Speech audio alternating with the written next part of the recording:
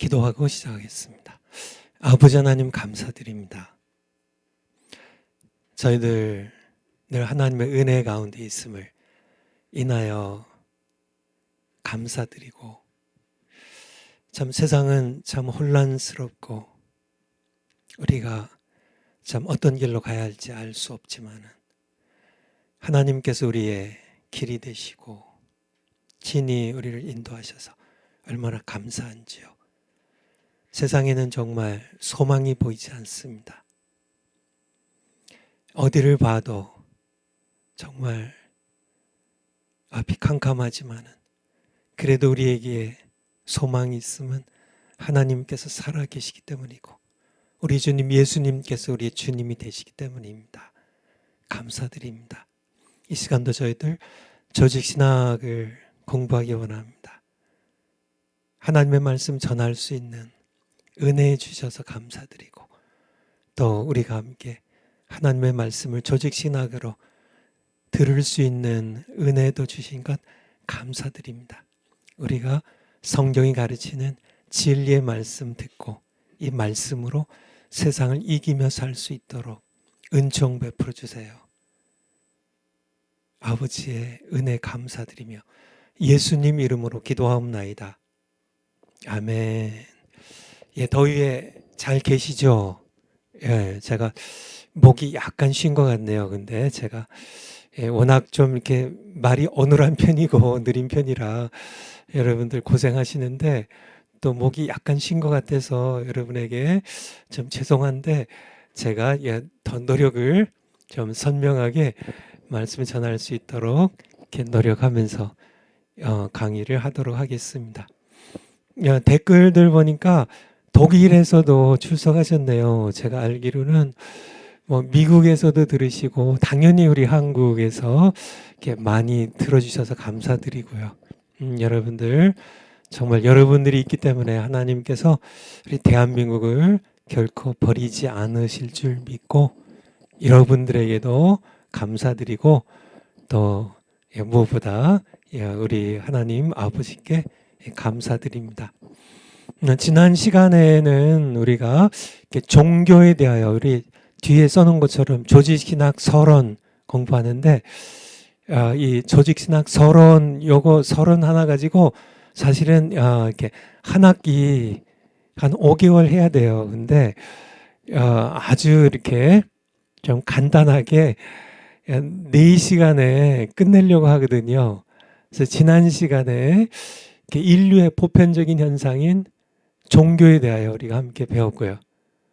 그래서 하나님의 형상대로 지음을 받았기 때문에 사람에게는 영적 목마름이 있어서 어느 민족에게나 어느 우리 한국민뿐만 아니라 일본, 중국, 아프리카 토인들, 러시아 사람들, 유럽 사람들, 아메리카 사람들 누구에게나 다 보편적으로 어느 민족에게나 일어나는 현상이 바로 종교라고요.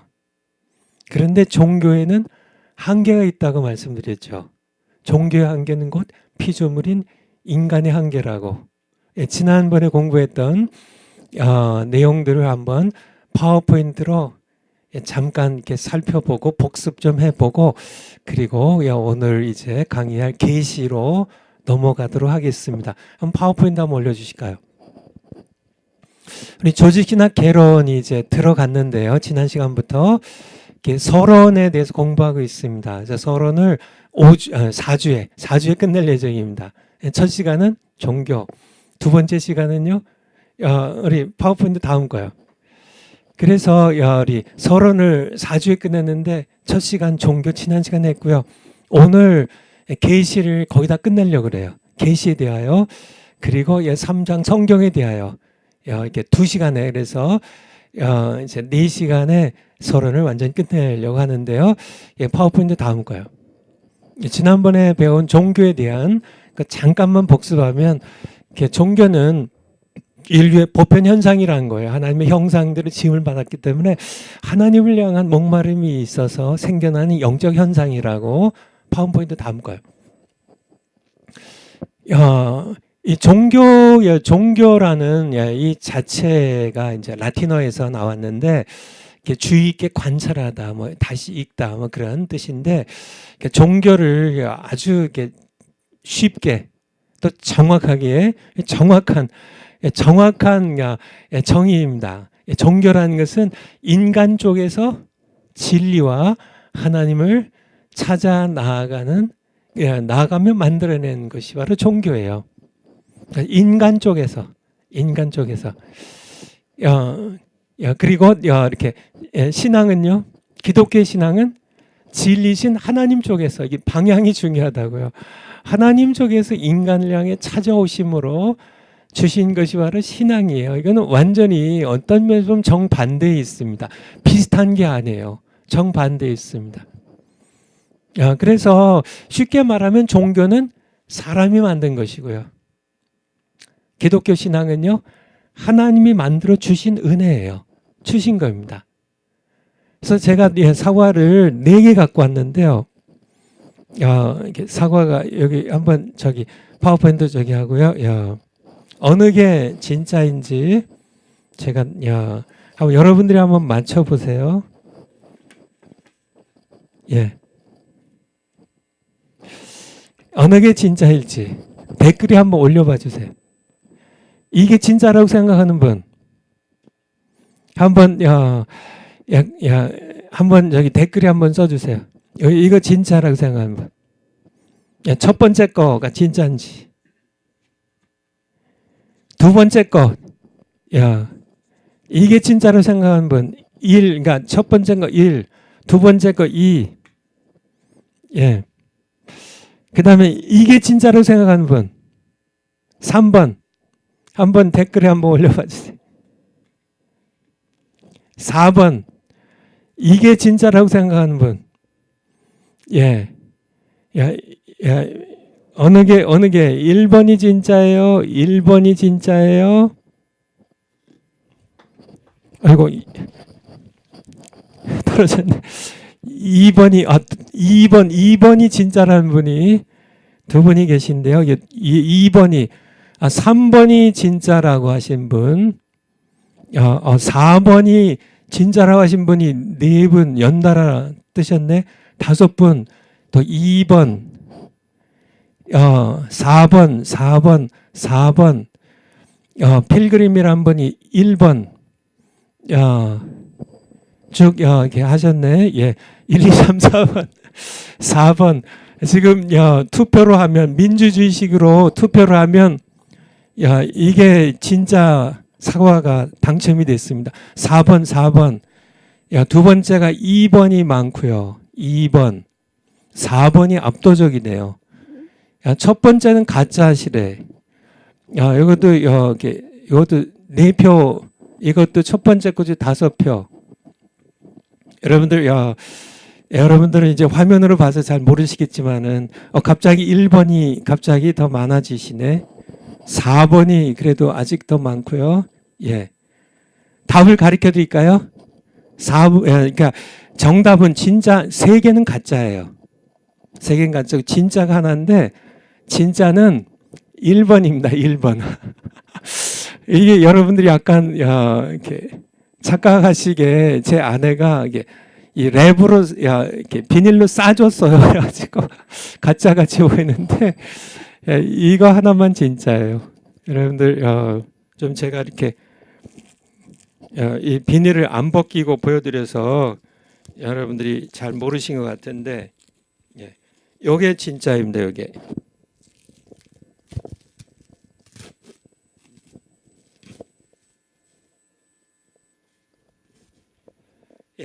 이게 1번이 진짜예요. 이게 안 속으신 분이 조금 있으신데 대부분 다 이건 제가 먹어봐. 이거는 진짜 먹을까 제가?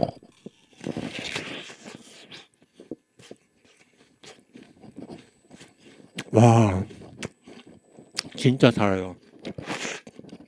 와.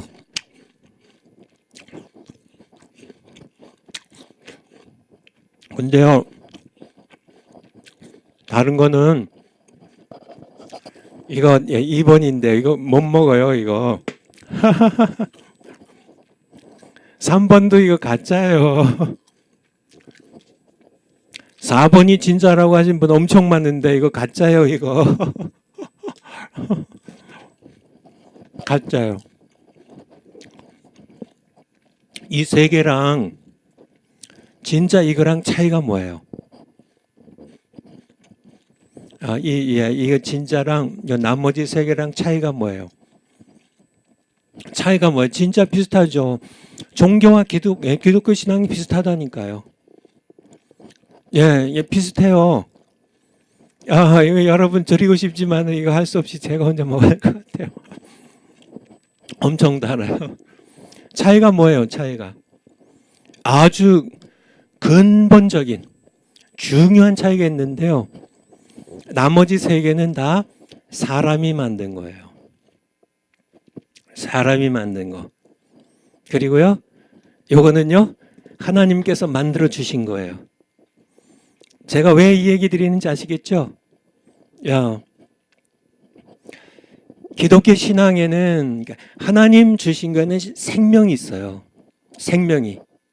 지만은 사람이 만든 종교는 아무리 비슷해도 생명이 없어요. 이게 진짜 같잖아요. 이게 더 진짜 같죠. 보세요.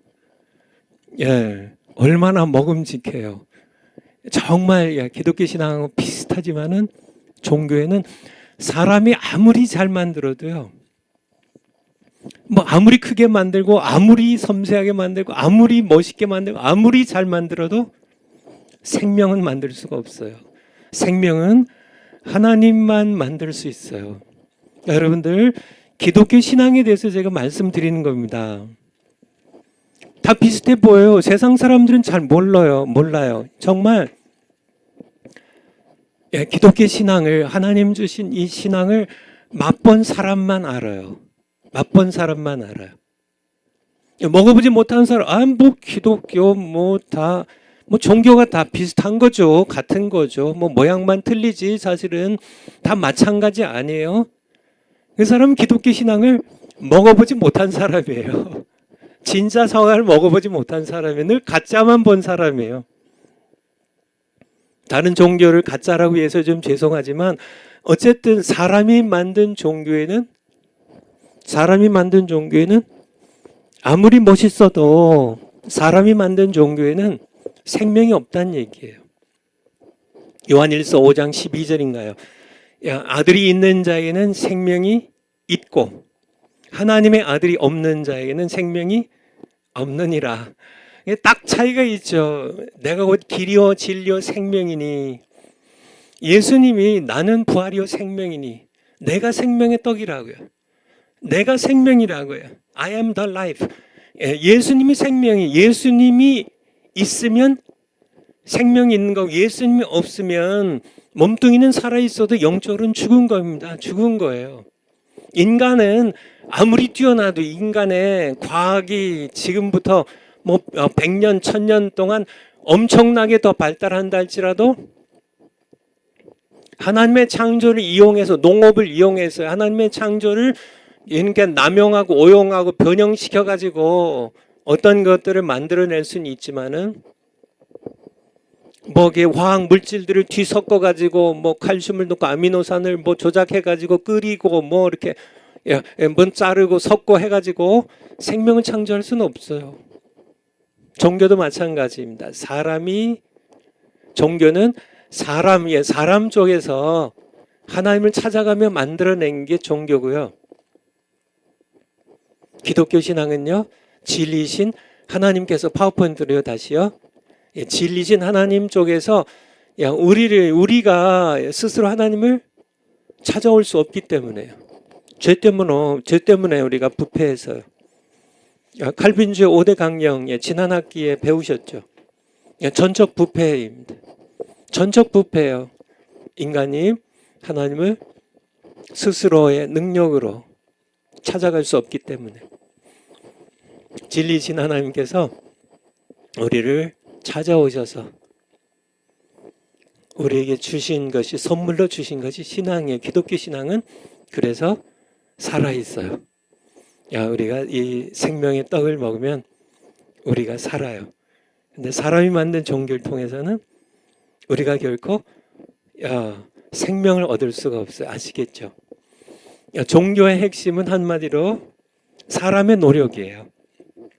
사람의 노력입니다. 신앙의 핵심은 한마디로 하나님의 괄호 안에 뭐 들어간다고요? 굉장히 중요한 겁니다. 신앙의 핵심은 한마디로 하나님의 은혜입니다. 은혜. 이게 은혜가, 종교에는 은혜가 없어요. 다 자기가 피나는 노력을 해야 돼요. 자기가 이렇게 도를 닦아야 되고, 자기가 이제 금욕 생활을 하면서 고통의 길을 걸어가면서 온갖 그런 노력을 해야 돼요. 중생을 구제하고, 금욕 생활하고, 선을, 이렇게 참선을 하고, 이게 도를 깨우치기 위하여 끊임없이 부단한 그런 노력을 해야 되는 게 종교 핵심이거든요. 근데 인간의 노력으로는 안 된다는 거죠. 하지만은 신앙의 핵심은요, 하나님의 은혜입니다. 종교에는 은혜가 없어요. 자기들이 다 이렇게 닦아야 돼요. 도를 닦아야 되고, 고행의 길을 걸어가야 되고, 금욕생활 해야 되고, 스스로 이렇게 덕을 쌓아야 되고, 다 자신의 노력으로, 자신의 노력이 귀하지 않다는 게 아니고요. 노력 귀한 거죠. 정말 도를 깨우치려고 애쓰는 거 귀한 거죠. 근데 문제는 그렇게 해가지고 도를 깨우칠 수 없다는 얘기예요. 그래서 하나님의 은혜가 필요한 겁니다. 그래서 하나님께서 우리를 찾아오셔서 신앙을 은혜로 주시는 거죠. 종교는 계율을 통해 사람들에게 무거운 책임감과 죄책감을 짊어지게 하지만은 신앙은 우리 죄인들에게 죄사함과 구원의 기쁨과 자유를 맛보게 한다는 얘기예요. 나는 종교와 우리가 지금 가지고 있는 것은 기독교 신앙인데요. 종교와 신앙의 차이를 내가 깨닫고 맛보고 있냐는 얘기예요. 신앙생활 한다고 하면서도 죄책감과 책임감에 짓눌려 가지고 신앙생활을 한다면 신앙생활이 아니라 종교생활이에요. 그건요. 제가 지난 시간에 말씀드린 대로. 근데 교회 안에 종교생활하는 사람들이 너무나 많아요. 율법에, 이 바리새인들이 정말 율법에 짓눌려 가지고 안식일을 지키기 위하여, 율법들을 지키기 위하여 정말 못 지켜서 죄책감 갖고 그 책임감에 허우적거리면서 그렇게 자기들도 못하면서도 남에게 또 이 무거운 그런 죄책감을 짊어지기 위한 이 바리새인들의 이 종교화되어 버린, 또 이거는 이게 종교예요, 종교. 오늘날 교회 안에도 너무나 많다는 얘기예요. 종교 생활이에요, 그건요. 제가 지난 시간에 우리 설교에도 얘기했는데요. 목사님들이 설교가 이게 무거운 책임과 죄책감으로 잘못해서 죄책감 갖고 정말 설교에 무게 짓눌려 가지고 일주일 내내 낑낑대는 그런 목사님이 계시다면 그 목사님의 설교는 종교입니다. 신앙이 아니고요. 성도님들도 마찬가지예요. 신앙생활이 뭐든지 마찬가지입니다. 교회에서 주일 성수하고 내가 11절 드리고 내가 예배를 드리고 기도하고 하는데 기도가 무거운 짐이 되고 이게 기도 생활 잘 못해가지고 죄책감에 짓눌리고 이렇게 한다면 그거는 그분의 삶은 종교지 신앙이 아니란 얘기예요. 그분의 주일 성수는 종교지. 무슨 얘기인지 아시겠죠? 자신의 노력, 그러니까 종교 핵심은 자신의 노력이에요. 설교도 내 노력이고요. 그냥 예배드리고 주일 성수하는 것도 내 노력이고요. 그게 아니라 하나님이 주신 신앙은 정말 주일이 너무나 기뻐요. 자유함이 있어요. 설교하는데 너무 기뻐요. 자유함이 있어요. 정말 이렇게 제가 이렇게 오늘 이렇게 강의하는데 이 강의도 너무 기쁨이 있어요. 자유함이 있어요. 이 얼마나 감사해요.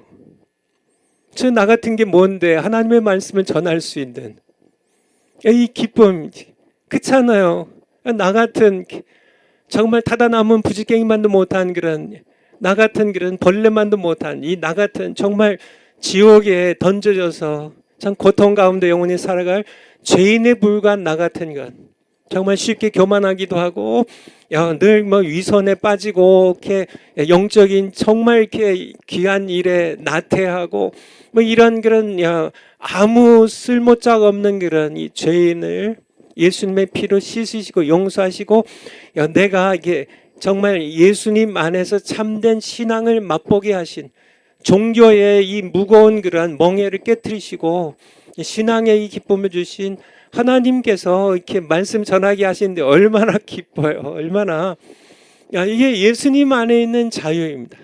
주의 영이 있는 곳에 주의 영 성령이 계신 곳에 자유함이 있다는 그런 말씀처럼 내가 예수 그리스도의 영인 성령 안에 늘 있으면서요. 제가 뭐 강의를 못하면 어떻고 그렇죠? 무엇보다 내가 말을 잘 못하고 뭐 이렇게 여러 가지 엉성하게 한다 할지라도 내가 하나님께서 주신 말씀을 그냥 이렇게 똑바로만 전하면 하나님께서 기뻐하시니까 자유함이 있는 거죠. 기쁨이 있는 거죠. 여러분들 이렇게 종교에서 정말 이렇게 진짜 사과를 맛있게 먹는 이런 설교를 목사님들이 하셔야 되고 그냥 아무 쓸모가 없어. 이거 모양만 멋있지.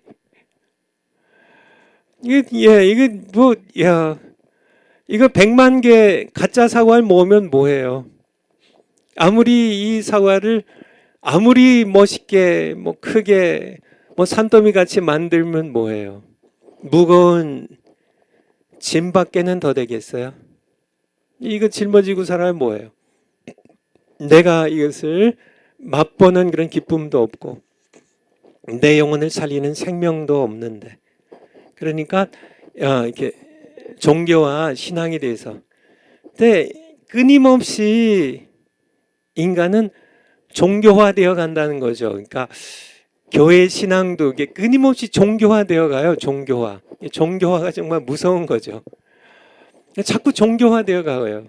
신앙이 그냥 끊임없이 우리가 하나님의 말씀으로 나를 늘 이렇게 일깨우고 내가 늘 십자가 가까이 나아가고 예수 그리스도의 부활의 신앙에 늘 젖어서 지금 내 안에 살아계신 예수 그리스도를 모시고 사도 바울처럼 날마다 내 육신을 쳐서 죽이며 참 예수님께 복종하며 살아가는 이 삶 속에 진정한 기쁨과 자유가 있다는 얘기예요.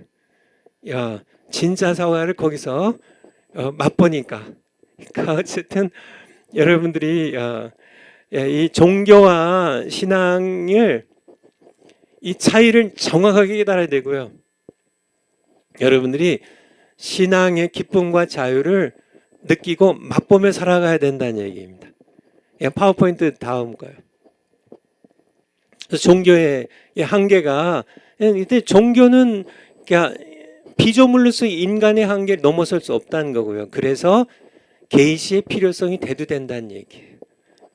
그래서 이렇게 이제 오늘 계시로 이렇게 들어갑니다. 계시 파워포인트 계시로 들어가죠. 오늘 계시에 대한 것, 그러니까 레벨레이션이라고 하는데 계시는 방향성이 중요하다 그랬죠. 인간이 뭐 절대 진리나 창조주 하나님을 찾아가는 이 방향이 인간 쪽에서 시작되는 게 아니고 하나님께로부터 시작이 되는 거예요. 이게 계시가 당연한 것이지만은 이거를 정확하게 내가 이해하는 게 내 머릿속에 집어넣는 게 중요해요. 계시는 하나님 쪽에서 인간 쪽으로 하나님께서 자신을 나타내시는 것이다. 계시의 뜻입니다. 그러니까 하나님 자신을 나타내신 것이에요. 작은 첫 번째. 창조주 하나님이 영이세요. 요한복음 4장 24절을 보면 하나님은 영이시니 예배하는 자는 신령과 진정으로 영과 진리로 예비할지니라. 하나님은 영이시니. 디모데전서 1장 17절에 보면 하나님은 보이시지 않는 분이라고. 보이시지 않아요. 한번 디모데전서 1장 17절 한번 볼까요? 디모데전서 1장 17절. 딤전 1장 17절. 딤전 1장 17절. 하나님이 어떤 분이신지. 만세의 왕 곧 썩지 아니하고 보이지 아니하고 홀로 하나이신 하나님께. 하나님 어떤 분이에요? 썩지 않아요. 물질이 아니시니까. 영이시니까. 영이시니까 보이지 아니하세요. 그래서 하나님은 하나님은 영이시고 보이시지 않아요. 그리고 측량할 수 없이 무한하신 분이에요. 측량을 욥기 11장 7절 한번 보죠. 욥기 11장 7절. 욥기 11장 7절. 내가 하나님의 오묘를 어찌 능히 측량하며 전능자를 어찌 능히 온전히 알겠느냐. 하늘보다 높으신 이게 이제 음보보다 깊으신. 지금 그러니까 하나님은 그러니까 우리가 측량할 수가 없어요. 여러분들 하나님은 이렇게 이게 너무 광대하시니까요. 하나님을 측량할 수가 없어요. 오늘날 마찬가지입니다. 아무리 과학이 많이 발달해, 과학에 이 과학자들이 대단히 이렇게 하나님이 창조하신 이 세상을 엄청나게 잘하는 것 같지만은 사실은 그건 과학자들의 교만입니다. 아직도 모르는 게 쇠구쌌어요. 그러니까 모르는 거를 모르니까 이게 얼마나 자신들이 모르는 분야가 많다는 거를 모르니까 자기가 아는 게 다인 줄 착각할 뿐이죠. 인간은 언제나 그랬어요. 2000년 전에도 그랬고 1000년 전에도 그랬고 100년 전에도 그렇고 10년 전에도 그렇고 인간은 본인들이 아는 게 전부인 줄 알았거든요. 근데 이렇게 세월이 흐르면서 이게 이런 게 또 이제 또 모르던 게 밝혀지잖아요. 지금도 또 마찬가지. 지금은 이젠 우리가 우주에 대한 신비를 과학자들이 전부 다 아는 것처럼 착각하는데요. 모르는 거는 모르니까 아직 드러나지를 않았으니까 모르는 거는 그거는 자기들이 그 모르는 거를 인정해야 되는데 지금 아는 거는 사실은 하나님이 지으신 이 오묘한 세계의 1000분의 1, 억만분의 1밖에 안 된다는 거를. 근데 다른 부분은 아직 감춰져 있으니까 자기들이 뭘 모르는지를 몰라요. 과학자들이요. 이거는 언제나 시대나 마찬가지입니다. 아인슈타인이 그런 질문을 했다 그러죠. 당대예요. 20세기 최고의 과학자들이 모인 자리에서 당신들이 지금 세상에 이렇게 우주의 모든 신비를 어느 정도 아는 것 같냐고. 어느 정도 아는 것 같냐고. 그 당시에 그 과학자들이 제가 정확하게 기억은 나지 않는데요. 2%인가 3% 정도로 우리가 알지 않겠냐. 그래도 상당히 정직하고 솔직한 과학자들이죠. 2% 혹은 3% 알지 않겠냐. 그때 아인슈타인이 그런 대답을 했다 그래요. 사실은 2%, 3%도 되지 않는다고. 그렇지만은 그냥 이렇게 2% 안다고 치자.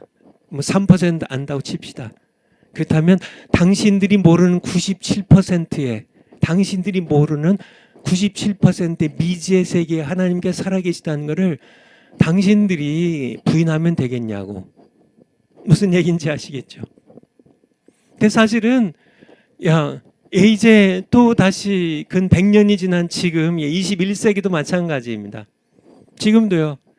과학자들에게 물으면 건방진 과학자들은 우리가 그래도 한 90% 알지 않겠냐. 이렇게 건방지 얘기하는 과학자들도 있겠지만은 좀 정직하고 겸손한 과학자들은 우주의 신비 앞에 지금도 우리가 한 3% 알지 않겠냐. 그렇게 얘기할 때 아인슈타인의 대답은 뭘까요?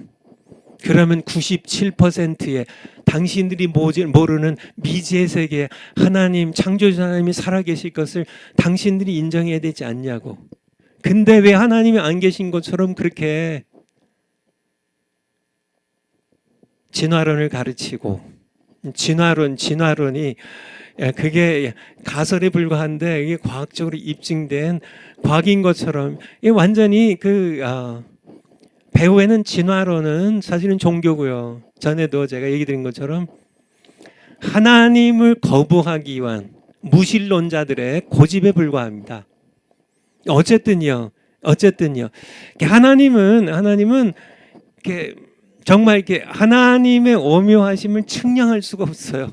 무한하신 분입니다. 시편 71편 15절, 시편 1편 15절, 71편 15절. 여기도 마찬가지예요.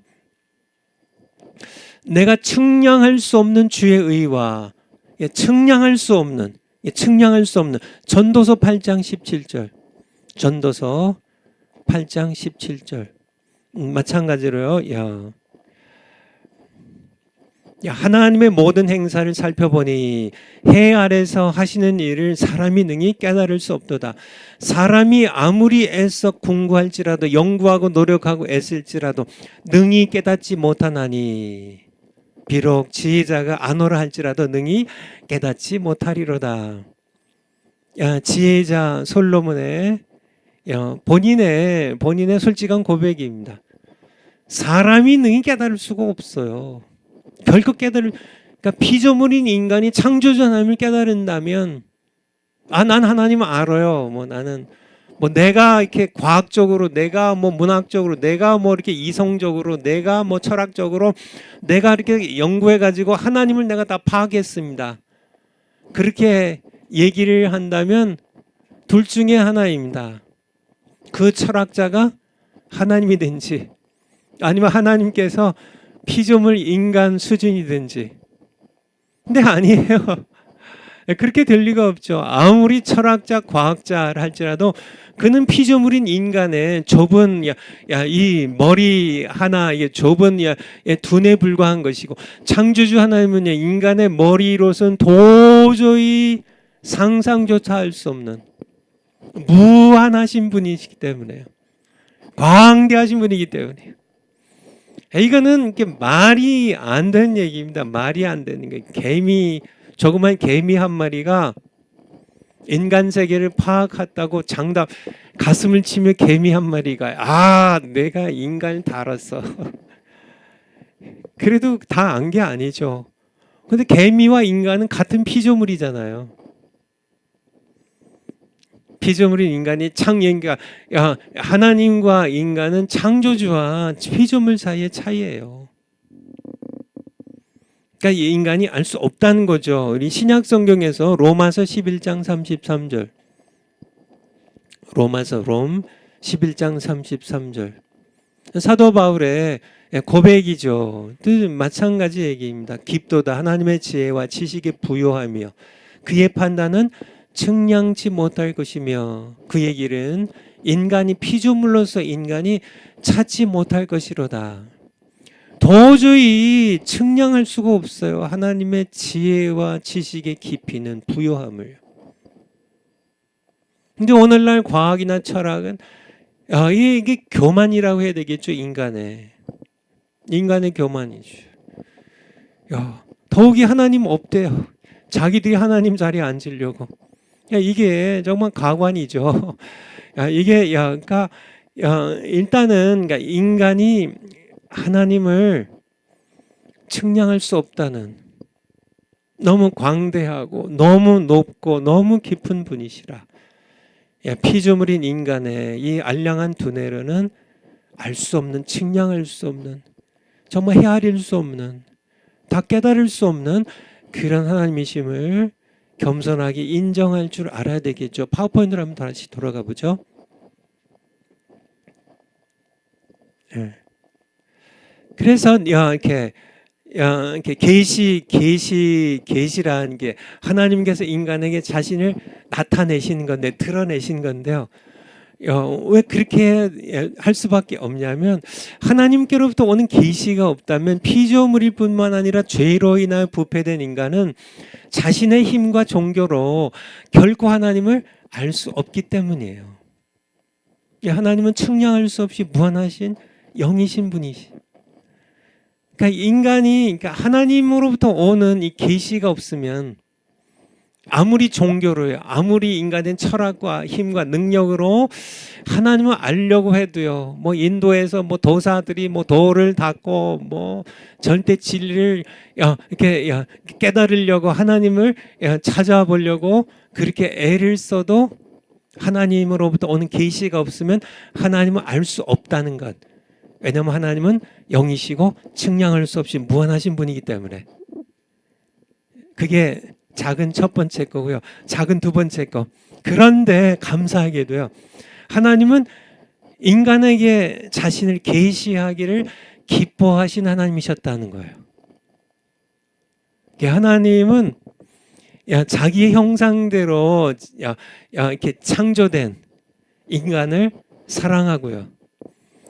요한복음 3장 16절 하나님이 세상을 이처럼 사랑하사 그 세상은 사람들이죠. 보편적인 사람을 사랑하셔서 그들과 교제하며 그들로부터 찬양받기를 원하시기 때문에 하나님께서는 왜 사람을 창조하셨어요?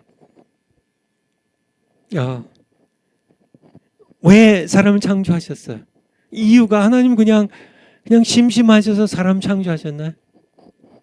그건 아니죠. 사람을 특별히 자기의 형상대로 사람을 창조하신 이유는 사랑하며 교제하며 그들로부터 찬양을 받기 원하시는 하나님의 마음이 있으셨기 때문에 그래서요 사람들에게 자기를 계시하기를 기뻐하세요. 그래서 자신을 이렇게 나타내시기를 사람을 이렇게 나는 이렇게 살아있는 너희의 창조자야. 자면 내가 너를 사랑한다. 내가 너에게 복을 주기 원한다. 끊임없이 이게 찾아오신 하나님. 나타나셔서 우리와 교제하기 원하시는 하나님. 이사야서 43장 21절 한번 볼까요?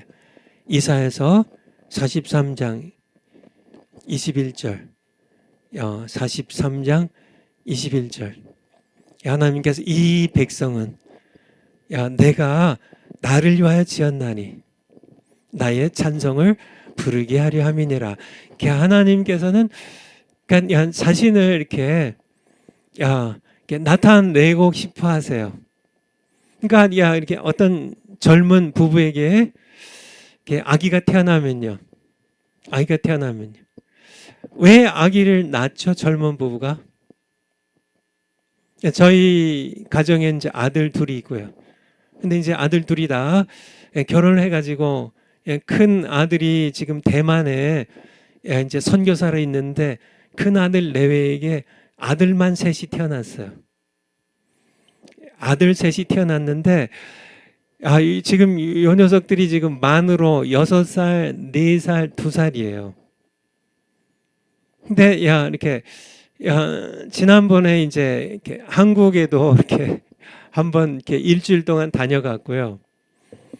또 이제 요번에 미국 갔을 때 또 미국에서 또 2주 동안 또 이 아이들이랑 같이 이렇게 미국에서 같이 만나냐고 제가 좀 미국에 조금 더 오래 있다 온 겁니다. 근데 뭐 이게 다 사내 아이들이고 뭐 이렇게 이게 또 이게 2살 터울이에요. 그냥 이렇게 그러니까 3명이 이렇게 같이 모이면 난리가 나는 게 난리가 나. 큰 아이는 큰 아이대로. 둘째 아이 뭐 뛰고 뭐 싸우고 뭐 그냥 울고 뭐 싸고 먹고 막 어지럽히고 집어 던지고 뭐 난리가 나죠. 난리가 나. 그래서 그냥 그러니까 저희도 아들 둘 키웠지만은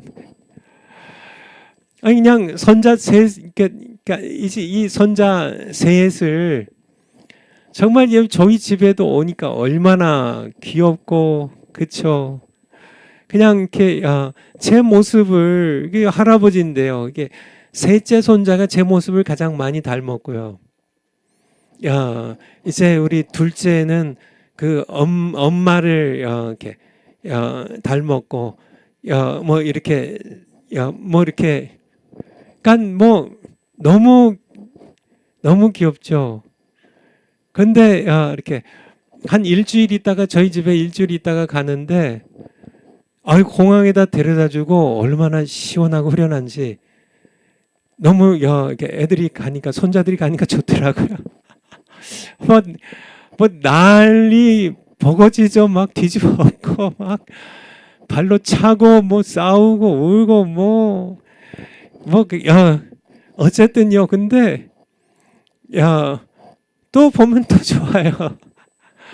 근데 하나님께서는 사람을 이렇게 그러니까 이렇게 부부가 이제 자녀들 낳는 것처럼 하나님께도 사람 만들어 놓으시고 자기 형상대로 사람 만들어 놓으시고 창세기 6장에 보면 후회도 하시고요. 후회도 하시고 걱정도 하시고 그래서 인간들이 얼마나 하나님 속을 박박 썩이고 정말 뭐 하나님께 얻어맞고 또 얻어 터져도 또 깨닫지도 못하고 뭐 난리 버거지죠. 인간 사회 하나님 보시면 난리 버거지죠.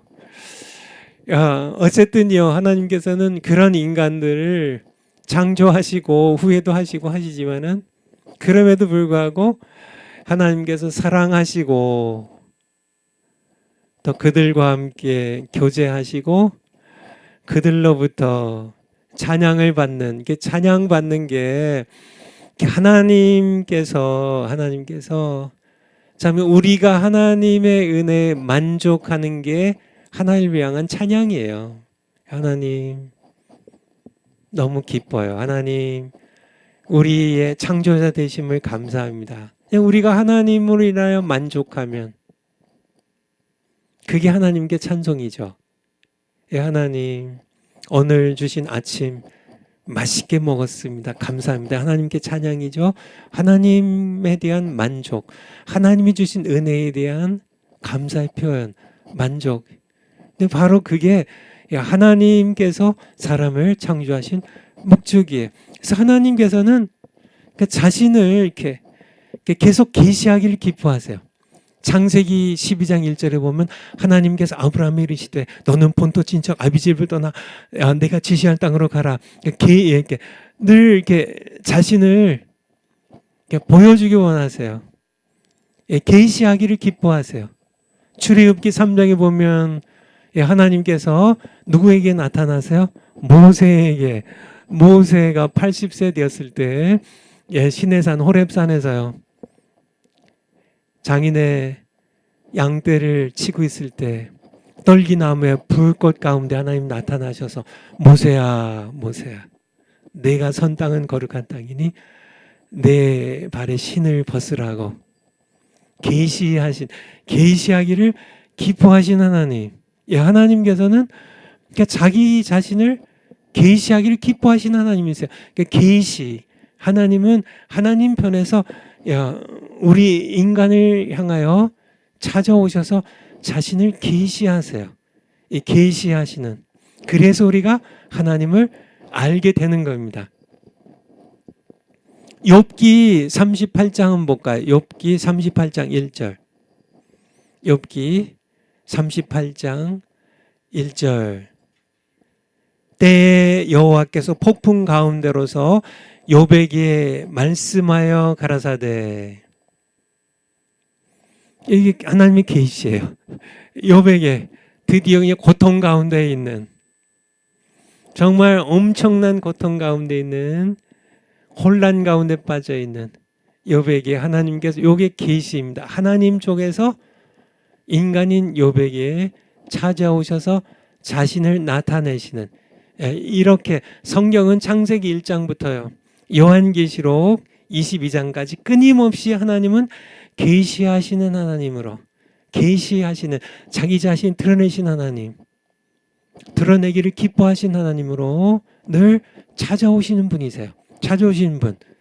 그래서 욥기 42장, 욥기 42장, 욥기의 끝장인데요. 3절부터 한번 보죠. 3절부터. 이게 욥기 42장 끝장이에요. 무지한 말로, 욥이 하나님께 고백하는 겁니다. 무지한 말로 이치를 가리우는 자가 누구니까? 내가 스스로 깨달을 수 없는 일을 말하였고 스스로 알 수 없고 헤아리기 어려운 일을 말하였나이다. 4절에 내가 말하겠사오니 주여 들으시고 내가 주께 묻겠사오니 주여 내게 알게 하옵소서. 5절에 내가 주께 대하여 귀로 듣기만 하였더니 이제는 눈으로 주를 배움나이다. 그러니까 38장에 드디어 하나님께서 창조자이신, 욥의 창조자이신, 우리의 창조자이신 하나님께서 폭풍 가운데 욥에게 다가오셔서 자신을 계시하셨어요. 욥에게 말씀하셨어요. 폭풍 가운데 하나님께 자신을 나타내셔서 보게 하셨어요. 그래서 욥이 드디어 귀로 듣기만 하였더니 이제는 눈으로 주를 배움나이다. 이게 신앙이에요. 계시로 인간이 하나님을 찾아가는 게 아니라 하나님이 찾아오셔서 자신을 계시하심으로 말미암아 생긴 신앙의 고백입니다. 종교의 죽은 고백이 아니라 신앙의 살아있는 고백이에요. 고백. 파워포인트 한번 다시 한번 가보죠. 우리 갈라디아서 먼저 찾죠. 거기 먼저 한번 보고 그 다음에 갈라디아서 1장 11절부터. 신약의 경우 이제 사도 바울이 어떻게 계시를 받았는지.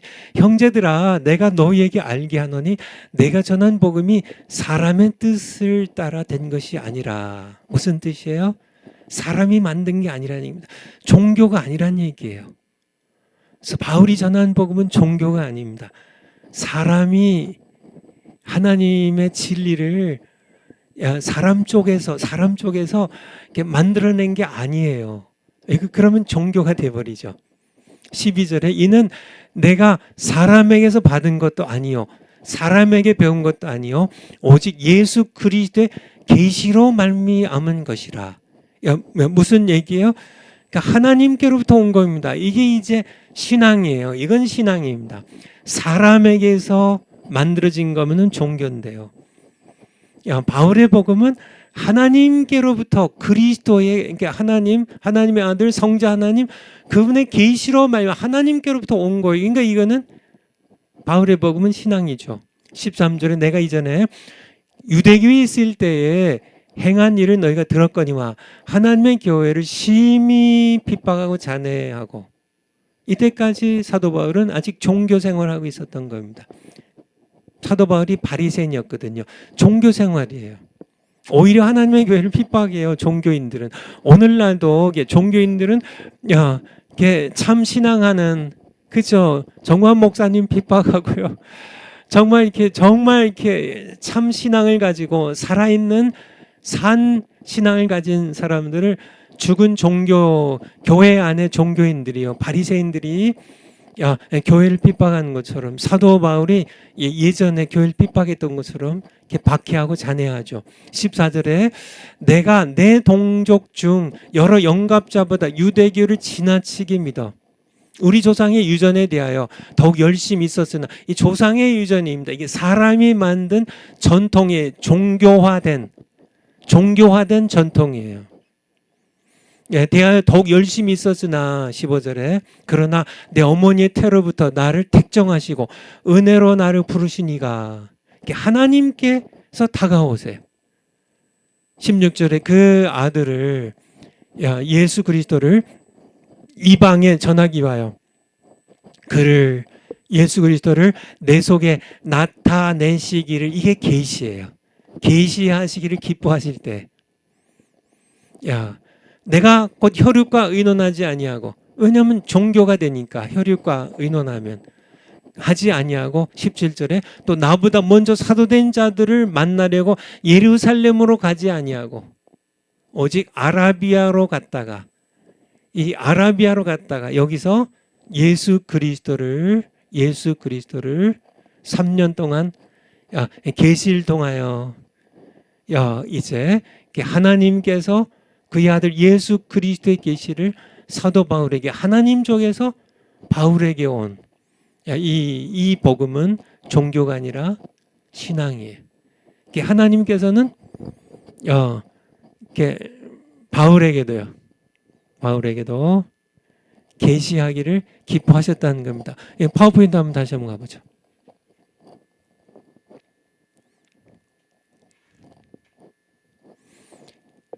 마지막으로 작은 세 번째요.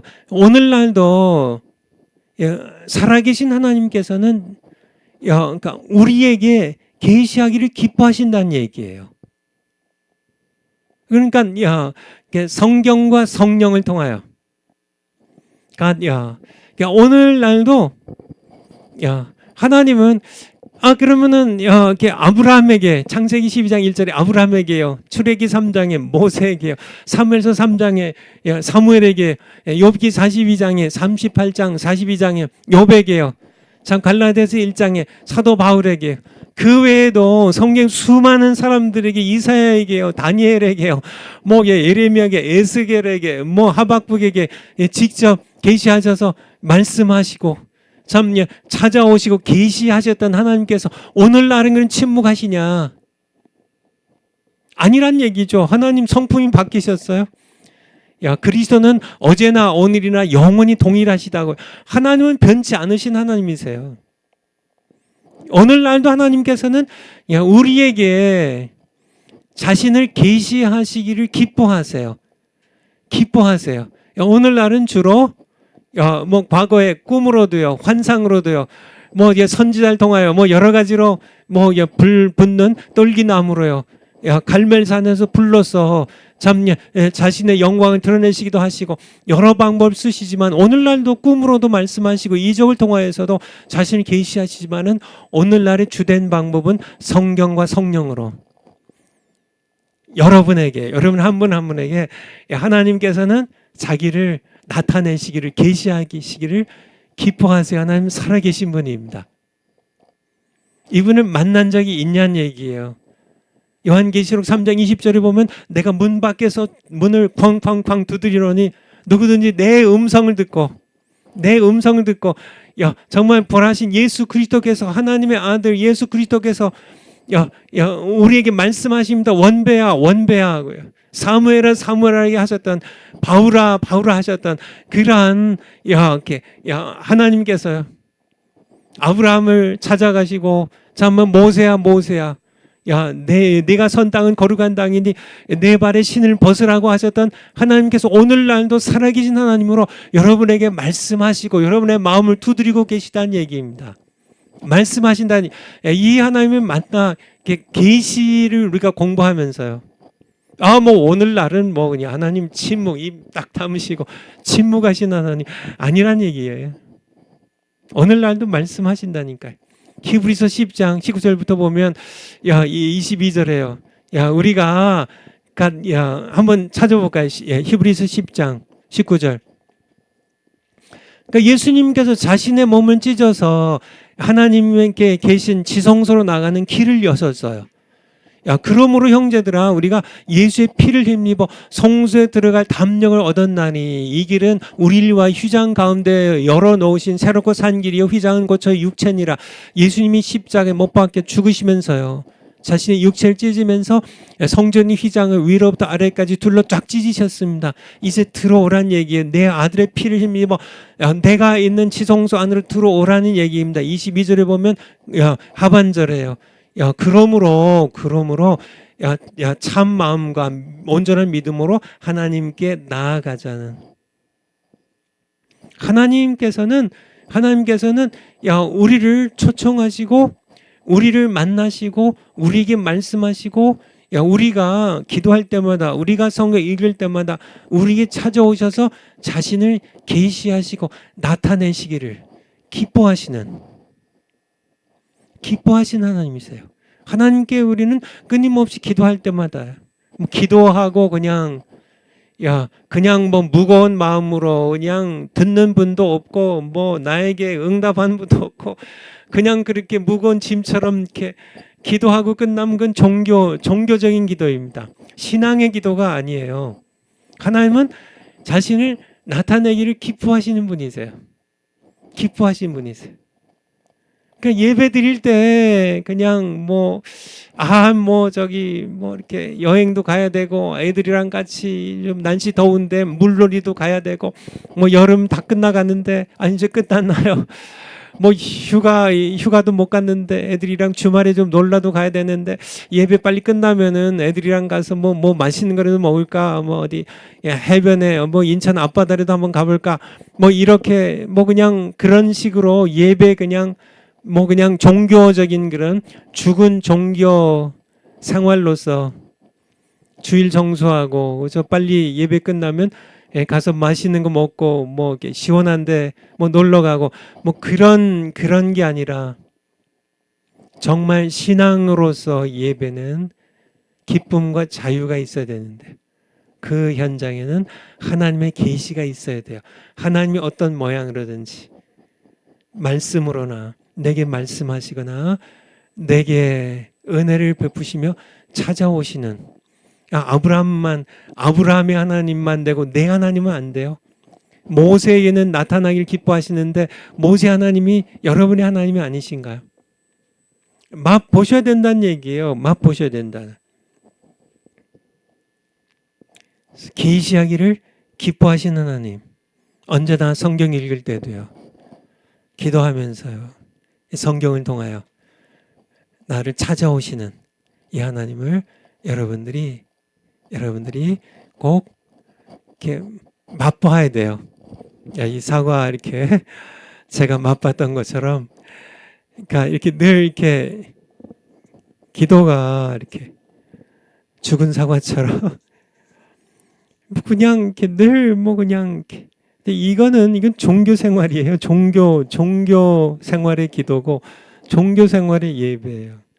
오늘날 거의 대부분의 교회의 예배는 죽인 종교화 됐습니다. 그냥 무거운 책임감과 그냥 죄책감만 있는 거예요. 그냥 목사님들 계속 성도들에게 죄책감 불어넣고, 그죠? 목사님 자신도 늘 무거운 그냥 설교의 무거운 짐에 그냥 목회 그 무거운 짐에 찐눌려 가지고 그렇게 기쁨도 없고 자유함도 없는 그런 종교 생활하시는 목사님들 성도님들이 너무 많죠. 그런데 하나님은 그의 백성들에게 자신을 나타내기를 기뻐하시는 계시하신 하나님이시라고요. 그 하나님을 내가 맛보아야 내가 정말 신앙의 세상이 줄 수 없는 기쁨과 은혜를 맛볼 수 있다는 그런 자유함을 맛볼 수 있다는 그런 말씀을 여러분들에게 드립니다. 파워포인트 그 다음 거요. 시간이 이렇게 생각보다 많이 갔는데 오늘 계시를 거의 끝내야 되는데 어쨌든 속도를 좀 내야 될 것 같아요. 두 번째 계시의 종류. 인간을 향한 하나님의 계시는 방법에 따라 자연 계시, 초자연 계시로 나눠요. 계시의 방법입니다. 그리고 계시의 대상과 목적을 따라 일반 계시와 특별 계시로 나눠요. 첫 번째 자연 계시. 자연 계시는 하나님께서 그가 만드신 자연을 통해 주신 계시예요. 자연 계시입니다. Natural Revelation. 그냥 만드신 자연을 보면 하나님 만드신 우주와 만물은 하나님의 실존과 정말 하나님 살아계셔. 정말 하나님은 광대한 엄청난 능력의 소유자셔. 이게 하나님의 실존과 영원하신 능력과 신성을 선포하는 장엄한 서사시예요. 그래서 이렇게 그러니까 예수님을 안 믿는 과학자들 가운데도 이렇게 천문의 뭐 천체 물리학자 뭐 이런 과학자들 가운데는 그러니까 이렇게 우주를 이렇게 뭐 천체 망원경으로 이렇게 보면서 연구하다 보면 이 신비에 감동이 돼가지고요. 이건 너무 상상을 초월하는 이 엄청나게 광활한 이 우주들을 보면서요. 또 이 우주의 질서들을 보면서 창조주가 살아계시겠구나. 이렇게 정말 이렇게 하나님의 위대하심을 느낄 수 있다는 이게 자연계시예요. 자연계시. 그러나 죄로 인하여 부패된 인류는 자연계시를 바로 해석하지 못해요. 온갖 신들과 우상들을 만들며 종교와 미신을 양산해 왔습니다. 여기에서 초자연 계시와 특별 계시의 필요성이 발생합니다. 성경을 한번 볼까요? 시편 19편 1절. 시편 19편 1절. 시편 19편 1절. 하늘이 하나님의 영광을 선포하고 궁창이 그 손으로 하신 일을 나타내는도다. 그러니까 이렇게 이 밤하늘에 이 무수한 별들을 보며 참 이 하늘이 하나님의 영광을 선포하고 궁창이 그 손으로 하신 일을 이게 자연 계시입니다. 자연 계시. 로마서 1장 20절. 로마서 1장 20절. 자연 계시. 로마서 1장 20절. 장세로부터 그의 보이지 아니하는 것들 곧 그의 영원하신 능력과 하나님 보이지 않으세요? 근데 그분의 이제 영원하신 능력과 신성이 그 만드신 만물에 분명히 보여 알게 되나니 요게 자연 계시예요. 그 만드신 만물 가운데 하늘의 억만 별들, 태양, 달, 이 광대의 이게 무한한 그런 크기, 이 안에 있는 코스모스의 질서, 자연의 법칙들, 참 이게 하나님 만드신 만물들, 인간의 몸의 신비, 참 이 자연 세계의 이 모든 질서와 신비들, 이 만드신 만물에 하나님의 능력과 영원하신 능력과 신성이 하나님의 하나님 되심이 분명히 보여 알게 되나니 그러므로 저희가 핑계할 수 없을 만큼 이게 자연 계시예요. 자연 계시. 그런데 이 자연 계시를 통해서 하나님의 엄청난 능력과 광대하심, 이런 무한하신 하나님에 대하여, 하나님의 실존에 대하여 이렇게 자연 계시가 말해주지만은 부패한 인간은 이렇게 이 자연 계시를 통하여 하나님을 찾아가기보다는 인간이 죄로 인해 부패했기 때문에 종교를 만들고 미신들을 양산해 왔다는 겁니다. 성경이 끊임없이 말씀하고 계시죠. 끊임없이 말씀하고 계시죠. 그래서 21절에 보면 하나님을 알되 21절요. 하나님을 알되 어떻게 알았어요? 자연 계시로 하나님이 만드신 만물에 보여주는 자연 계시로 하나님을 알되 하나님으로 영화롭게도 아니하며 감사치도 아니하고 오히려 그 생각이 허망해지며 미련할 마음이 어두워졌나니 이게 죄로 부패한 가이벤의 5대 강령 가운데 전적 부패죠.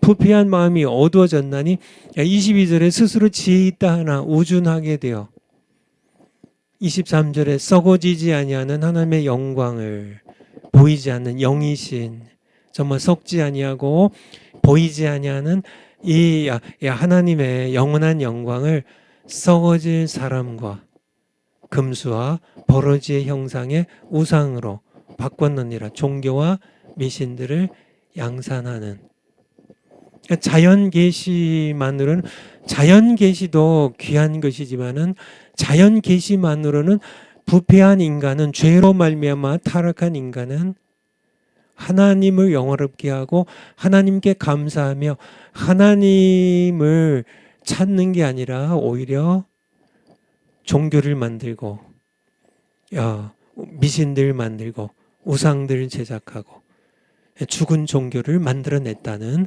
그런 얘기입니다. 자연 계시의 한계죠. 또 종교의 한계이고요. 그래서 하나님께서는 이제 초자연 계시와 특별 계시를 주세요. 이제 다른 계시가 필요했다는 그런 말씀입니다. 우리 사도행전 17장 16절 한번 보죠. 사도행전 17장 17장 16절. 사도 바울이 이제 2차 선교 여행 때요. 이제 아덴을 방문하게 되는데요. 사실 쫓겨서 여기 간 거죠. 바울이 아덴에서 저희를 기다리다가 온 성에 우상이 가득한 것을 보고 마음에 분하여. 그러니까 하나님 이렇게 자연 계시를 통하여 하나님을 바로 예비하지 못하고, 그러니까 뭐 심지어는 알지 못하는 신이라고 이렇게 섬기는 그런 그들의 모습을 볼 수 있죠. 이제 거기에 나오는데요. 22절 한번 가보죠. 22절. 좀 내려가셔서, 바울이 아레오바고 가운데 서서 이제 이렇게 대화하는 장소죠. 아레오바고의 가운데 서서 말하되, 아덴 사람들아, 너희를 보니 범사에 종교성이 많도다. 이 종교입니다. 종교 참 잘 만들어내는구나 하는 얘기죠. 23절에 내가 두루 다니며 너희의 위하는 것들을, 너희의 위하는 신들을 보다가 알지 못한 unknown God, 알지 못한 신에게라고 새긴 제단도 보았다고. 그런즉 너희가 알지 못하고 유아 섬기는 그것을 내가 너희에게 알게 하리라. 24절에 우주와 그 가운데 있는 만유를 지으신 신께서는 천지 주재신이 손으로 지은 전에 종교의 신전에 계시지 아니하고, 또 무엇이 부족한 것처럼 사람의 손으로 섬김을 받으신 것이 아니니 이는 만민에게 생명과 호흡과 만물을 친히 주시는 자이심이라. 우리 30절 한번 가보죠. 30절 좀 시간을 절약하기 위해서요. 조금 내려가셔서 알지 못하던 시대에는 하나님이 허물지 아니하셨거니와, 알지 못하던 시대는 자연 계시만 받았던 시대를 가리켜요. 그 시대에는 자연 계시만 가지고 그러니까 그냥 이렇게 종교와 우상을 만들어낸 시대에는 하나님 허물지 아니하셨거니와 이제는 어디든지 사람을 다 명하사 회개하라 하셨으니, 요거는 선지자들 통하여 사도들을 통하여 아들 예수 그리스도를 통하여 특별 계시를 주시는 거예요. 그러니까 이 자연 계시의 시대에는 하나님께서 허물지 아니하셨거니와 이제는 특별 계시로 회개하라 하셨으니, 31절에 이는 정하신 사람으로 하여금, 정하신 사람 예수 그리스도입니다. 예수 그리스도 그분으로 하여금, 사람이 되신 예수 그리스도를 통하여 하여금 천하를 공의로 심판할 날을 작정하시고 이에 저를 죽은 자 가운데서 다시 살리신 것으로 모든 사람에게 믿을 만한 증거를 주셨음이니라. 예수님의 부활은 초자연적인 계시고요. 자연 계시로 안 되기 때문에, 자연 계시만으로는 사람들이 죄로 인하여 부패했기 때문에 종교를 만들고 우상만 만들어놔요. 우상 제작 공장이에요. 인간은요. 그래서 이제 뭘 주셔서 특별 계시, 초자연적인 계시로 그의 아들을 부활하게 하셔서 동시에 특별 계시로 부활을 주셔서 이제 회개하라, 돌아오라, 이제 신앙으로 돌아오라고, 그렇게 하나님의 특별 계시에 대하여, 초자연적인 계시에 대하여 우리에게 말씀하고 계세요. 말씀하고 계세요. 파워포인트 다음 가요.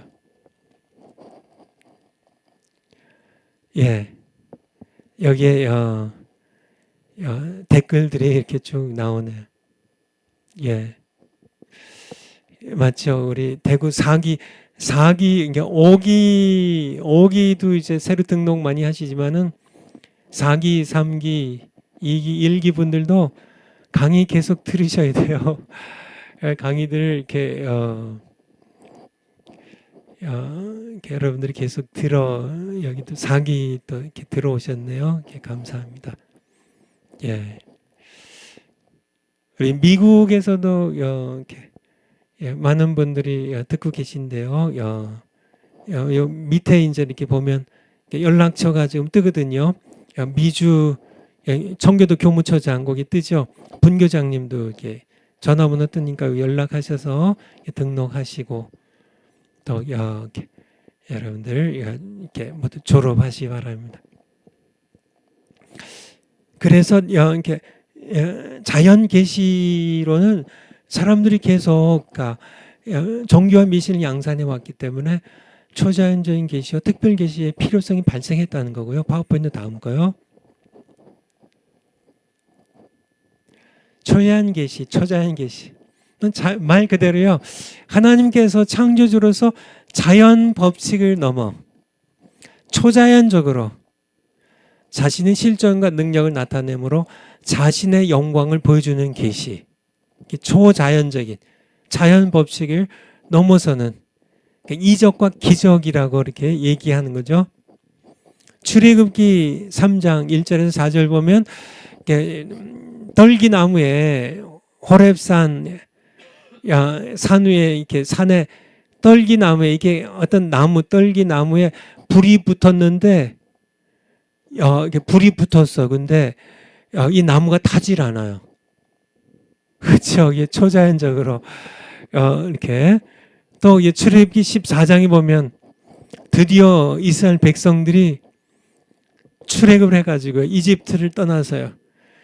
전쟁에 나갈 장정만 만 20세 이상 남자의 숫자만 60만 명이 조금 넘는 이 거대한 이 한 200만을 헤아리는 이스라엘 백성들이 드디어 구름 기둥으로 불 기둥으로 인도하신 하나님의 인도하심을 따라 이제 홍해를 건너는 뒤에는 막 바로의 특별 병거 600대와 일반 병거 합쳐가지고 1000대가 넘겠죠.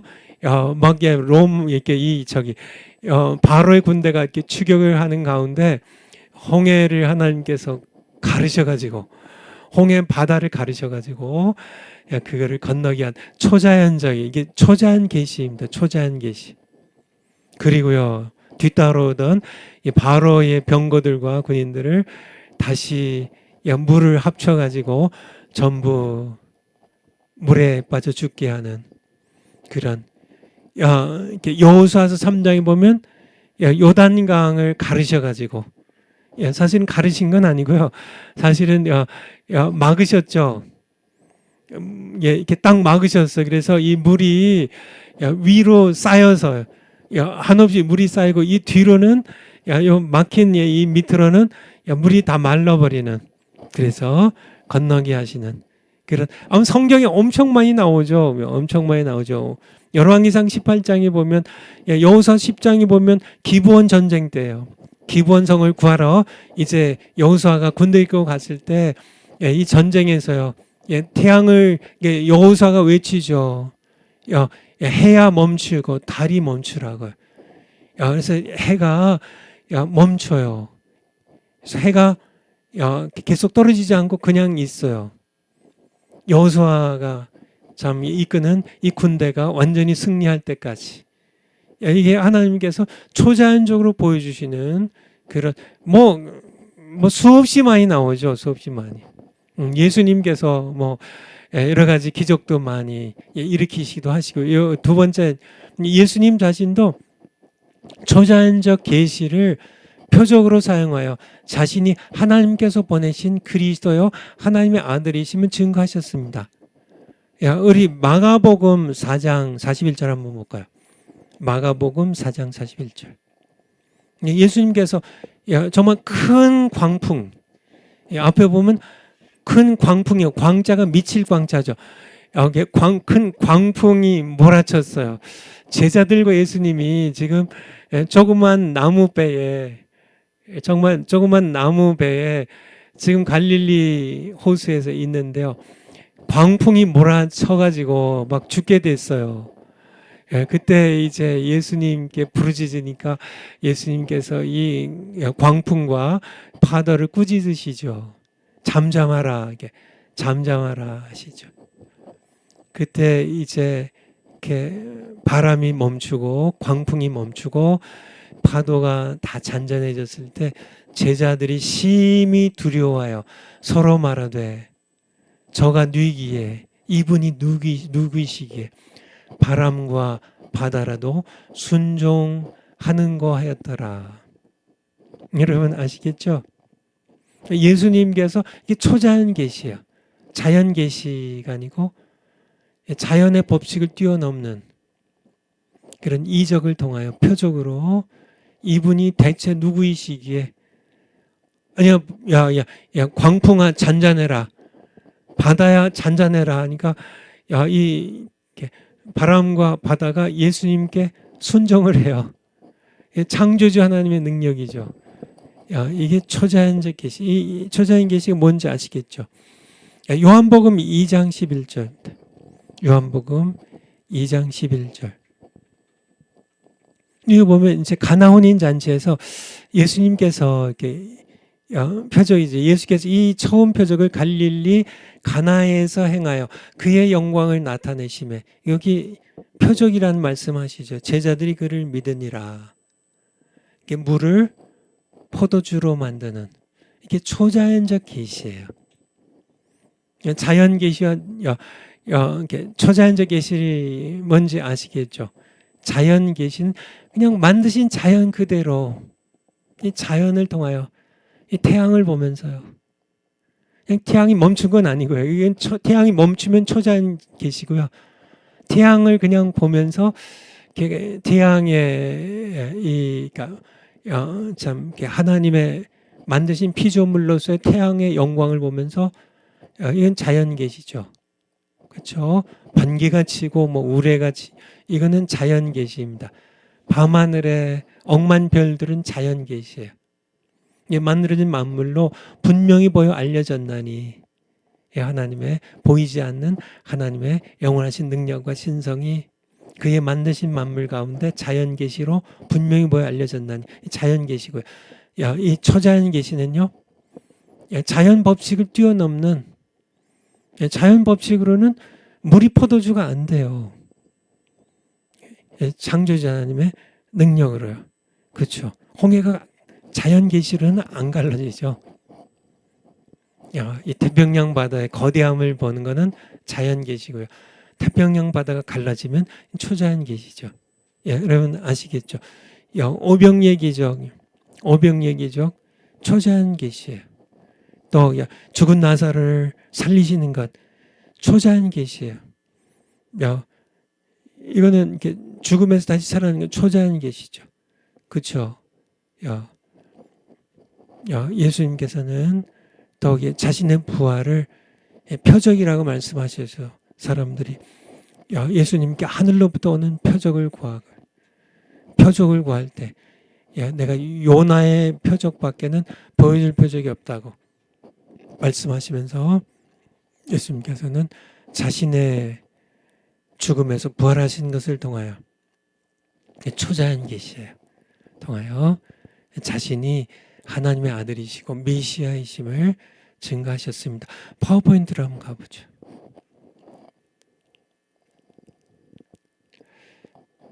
오늘날도 초자연 계시 곧 이적은 일어난다는 얘기예요. 뭐 성경이 쓰여질 그 당시에만 있지 뭐 오늘날은 없어. 그건 아니란 얘기. 하나님은 계시하길 기뻐하시는 분이시고요. 오늘날도 이적은 일어난다는 얘기예요. 그러나 오늘날은 성경 66권이 정경으로 완성된 시대이기 때문에 이적들이 하나님께로부터 왔더라도 반드시 성경의 권위 아래 두어야 된다는 얘기입니다. 성경 권위 아래 두어야 돼. 굉장히 중요해요. 만약에 이적을 성경 위에 올려놓으면 이적이 오히려 치명적인 미혹의 도구가 돼요. 왜냐하면 거짓 그리스도, 거짓 선자들도 이적을 베풀 수 있기 때문입니다. 마태복음 24장 24절 한번 볼까요? 마태복음 24장 24절. 마태복음 24장 24절. 예수님께서 마지막 때에 대한 예언의 말씀을 주시면서 거짓 그리스도들과 거짓 선지자들이 일어나 큰 표적과 기사를 보여. 이게 특별 계시, 초자연적 계시예요. 초자연적 계시. 보여. 야, 이들도 거짓 그리스도, 거짓 선자들도 초자연적 계시를 흉내낼 수 있다는 얘기예요. 큰 표적과 기사를 보려 할 수만 있으면 택하신 자들도 미혹하게 하리라고 이렇게 말씀하고 계세요. 데살로니가 후서 2장 9절 한번, 살전 2장 9절. 살전 2장 9절. 아니, 살후입니다. 살후. 살후 2장 9절. 이제 마지막 때에 대한 예언의 말씀인데, 악한 자의 임함은 사탄의 역사를 따라 모든 능력과 악한 자의 임함이 이게 마지막 때에 이제 적그리스도들이 이제 등장하고 뭐 이럴 때인데, 사탄의 역사를 따라 모든 능력과 표적과 거짓 기적과 이게 초자연 계시예요. 불의의 모든 속임으로 멸망하는 자들에게 임하리니 이는 저희가 진리의 사랑을 받지 아니하여 구원함을 얻지 못함이니라. 이러므로 하나님이 유혹을 저희 가운데 역사하게 하사 거짓 것을 믿게 하심은 진리를 믿지 아니하고 불의를 좋아하는 모든 자로 심판을 받게 하려 하심이니라.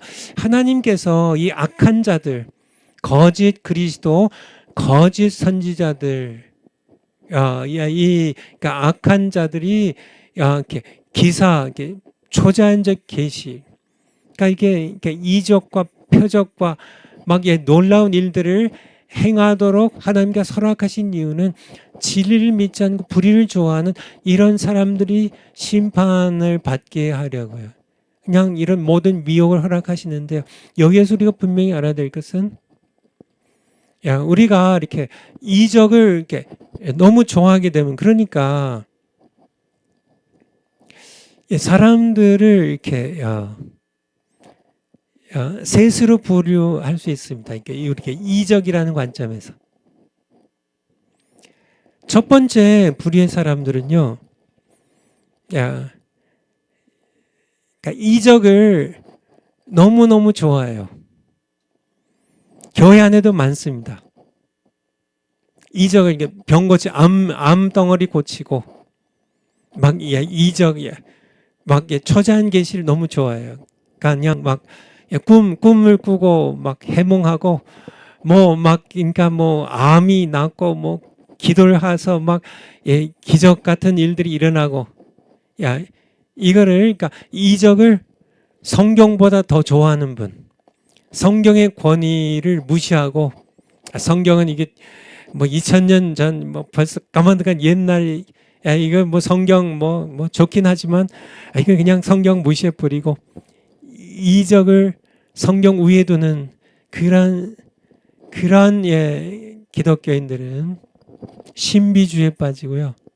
전부 이단이 되거나 그러니까 미혹의 영에 사로잡혀요.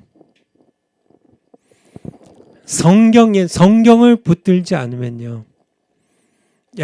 정말 이렇게 이 성경을 붙들지 않으면 이적을 그러니까 이적을 너무 좋아하다 보면 이적만 꿈꾸고 환상 보고 입신하고 이렇게, 그러니까 이적인가 병 고치고 기도 병 고치고, 실제로 이렇게 거짓 선자들도 거짓 그리스도들도 사탄의 임함도 얼마든지 그리스도인들을 미혹하기 위하여 그런 역사가 일어날 수 있다는 사실을 명심해야 됩니다. 그러니까 첫 번째 부류는 이적을 너무 좋아해요. 성경보다, 성경의 권위인 성경은 무시해버리고 신비주의에 빠지고요. 한 걸음 더 나가면 이단 되는 거예요. 이단 되는 겁니다. 두 번째 부류는 이적이라는 관점에서 아예 이적을 거부하는 그리스도인들입니다. 이적이 아예 그냥 그거 뭐 이적 좋아하면 이단 되니까 아예 그냥 이적을 깡그리 그러니까 무시하고 그렇게 그런 여기에 있는 사람들 그러니까 우리 아주 정통적인 보수파 그리스도인들과 인본주의자들이 여기서는 또 궁합이 맞아가지고 이적을 다 부인해요. 정통 보수 그냥 바리새인처럼 그냥 또 아주 극단 이게 서로 양극에 있지만은 인본주의자들 자유주의자들도 자유주의자들 마찬가지로 이적을 부인해요. 근데 우리는 이것도 아니고 이것도 아니고 여기 속해야 돼요. 이적도 하나님이 주시는 초자연적 계시예요. 이적도 하나님의 은혜예요. 지만은 이적을 성경 밑에 두는 겁니다.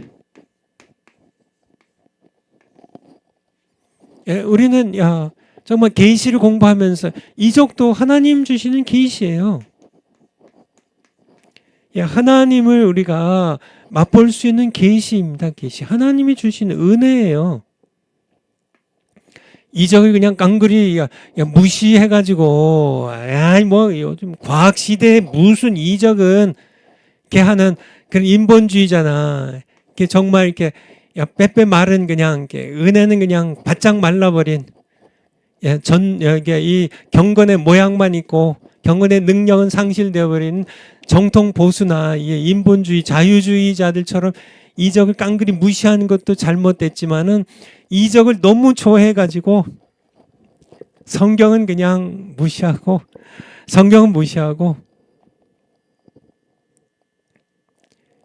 이적만 따라가는 그래서 그냥 뭐 이적 얘기 뭐 병 고치는 그런 여러 간증들만 들으러 다니고 뭐 병 고친 기도하는 분들만 쫓아다니고 막 뭐 뒤로 넘어지고 뭐 이게 뭐 이런 것들만 사모하고 뭐 하나님의 말씀은 그냥 이렇게 곁다리로 그냥 이렇게 형식적으로 좀 이렇게 듣고만은 이렇게 너무 이적에 치우쳐서 신비주의나 이단에 빠지지도 말고 이적을 추구한 사람들은 성경의 권위를 무시해 버립니다. 또 이적을 아예 깡그리 무시하는 그런 둘 다 우리는 피해내고요. 이적을 우리는 인정하고 하나님의 계시로서 존중하되 이적을 늘 성경 밑에 두는 겁니다. 성경 밑에 둬요. 성경의 밑에. 그렇죠. 하나님의 말씀의 권위 밑에 두면 얼마든지 이적을 누려도 좋아요. 성경 밑에 둔다면. 그렇게. 그래서 오늘날도 오늘날도 하나님께서는 이적을 베푸세요. 초자연적인 계시로 자신의 권능을 보여주세요. 예수님께서 물을 포도주로 만드신 것처럼 오병이의 기적을 베푸신 것처럼 예수님께서 문둥병자에게 손을 대시며 내가 원하는 깨끗함을 받으라고 문둥병을 치유하신 것처럼 암병도 고치시고요. 그렇죠? 그렇게 초자연적인 계시를 통하여 얼마든지 오늘날도 병도 고쳐주시고 정말 놀라운 일들을 정말 어떤 죽음의 전쟁터에 죽음의 사지에서 나를 건져주시기도 하시고 이렇게 하시는 이렇게 초자연적인 계시로 나에게 나타나시는 하나님도 우리는 믿되 그런 모든 이적이나 초자연적 계시를 항상 성경의 권위 아래 둘 때 건강한 신앙생활을 우리가 할 수 있다는 그런 말씀입니다. 그래서 오늘 시간이 다 됐는데요. 우리 그 다음 장 잠깐만 보고 파워포인트 그 다음 장이요. 그래서 자연 계시는 이렇게 그러니까 지금까지 공부한 거 계시에 대하여 잠깐 보면 계시는 그러니까 인간이 스스로의 능력으로 하나님을 찾을 수 없기 때문에 종교로도 인간의 철학으로도요. 그래서 하나님은 하나님의 계시가 없으면 하나님을 우리는 알 수 없다. 하나님은 계시하기를 기뻐하신다. 그런데 계시의 방법으로는 자연 계시와 초자연 계시가 있고요. 그리고 계시의 대상과 목적으로 구분하면 일반 계시와 특별 계시가 있다는 거예요.